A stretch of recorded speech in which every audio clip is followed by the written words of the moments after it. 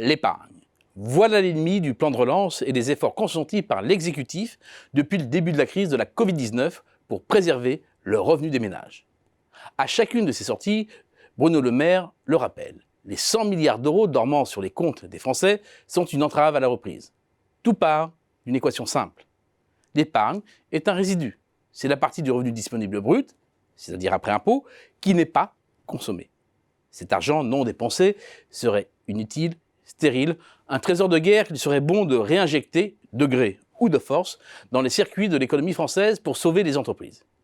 Il y a du bon sens dans cette intuition. Les Français ont en effet mis énormément d'argent de côté pendant la période du confinement et ont surtout continué après, transformant leur épargne forcée en épargne de précaution. De mars à juillet, le montant net des dépôts bancaires ont atteint près de 98 milliards d'euros. C'est plus de 60 milliards de plus que la moyenne constatée sur les 5 dernières années. En face, la consommation n'a toujours pas atteint son niveau d'avant-crise. Aucune ruée dans les magasins ou frénésie dépensière compensatoire après la période de confinement. Les Français ne se pressent pas pour dépenser plus. Conséquence, les niveaux d'activité restent très bas. Dégradés, les climats des affaires sont nettement inférieurs à leur moyenne de long terme et des niveaux atteints avant la crise dans le commerce de détail ou l'hébergement-restauration. Globalement, tous ceux dont l'activité est directement liée aux dépenses des ménages souffrent et avec eux l'ensemble de leurs fournisseurs. De fil en aiguille, ce sont des milliers d'emplois qui sont menacés. Mais le procès en oisiveté de l'épargne ne peut pas être mené qu'à charge.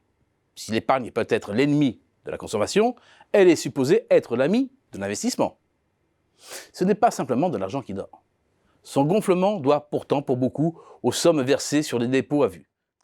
Les montants cumulés entre mars et juillet ont approché les 60 milliards d'euros contre moins de 35 généralement constatés.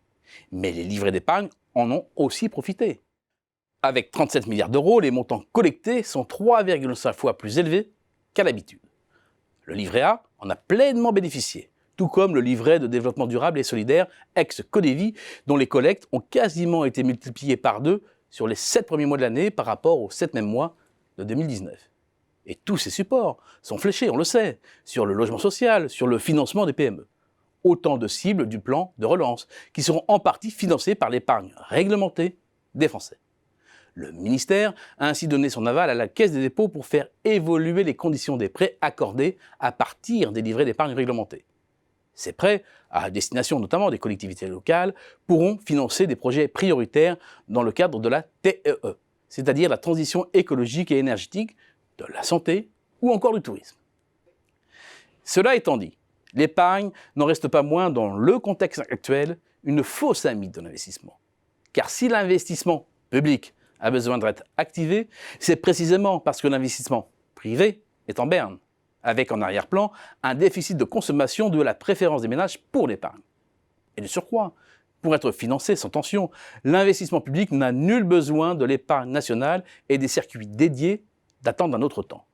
L'État peut se financer aujourd'hui sans limite, à taux zéro, voire négatif sur les marchés mondiaux que les banques centrales abondent en liquidités à guichet ouvert.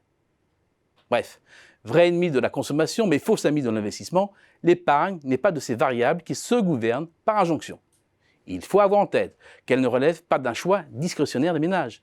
Si elle demeure élevée, c'est aussi parce que les règles sanitaires continuent à brider une part significative des dépenses de services.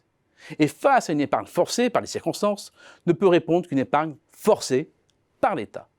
Autrement dit, par des instruments contraignants, fiscalité punitive, bon d'achat limité dans le temps, aide en nature, etc.